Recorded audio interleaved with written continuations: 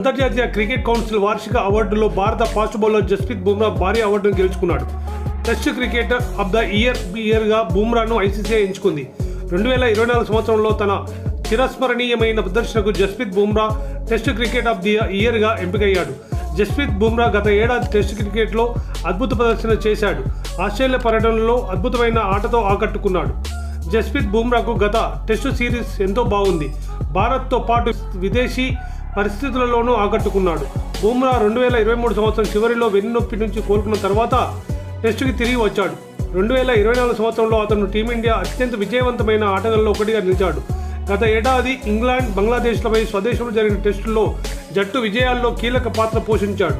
మరోవైపు అతను దక్షిణాఫ్రికా, ఆస్ట్రేలియాలో కూడా సక్సెస్ అయ్యాడు. జస్ప్రీత్ బుమ్రా 2024లో మొత్తం 13 టెస్టు మ్యాచ్లు ఆడాడు.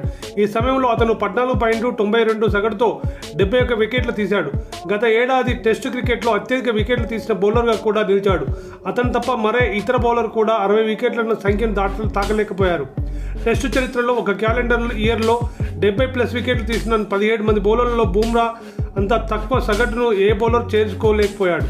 అదే సమయంలో ఒక క్యాలెండర్ ఇయర్లో 70+ టెస్టు వికెట్లు తీసిన 4వ భారత బౌలర్గా బుమ్రా నిలిచాడు. ICC test cricketer of the year అవార్డును గెలుచుకున్న 6వ భారతీయుడు జస్ప్రీత్ బుమ్రా. అతని కంటే ముందు రాహుల్ ద్రావిడ్, గౌతమ్ గంభీర్, వీరేంద్ర సెహ్వాగ్, రవిచంద్రన్ అశ్విన్, విరాట్ కోహ్లీ కూడా ఈ అవార్డును గెలుచుకున్నారు. అయితే వీరెవరూ ఫాస్ట్ బౌలర్ కాదు. అంటే ICC test cricketer of the ఇయర్గా ఎంపికైన భారత్ నుంచి తొలి ఫాస్ట్ బౌలర్గా జస్ప్రీత్ బుమ్రా నిలిచాడు.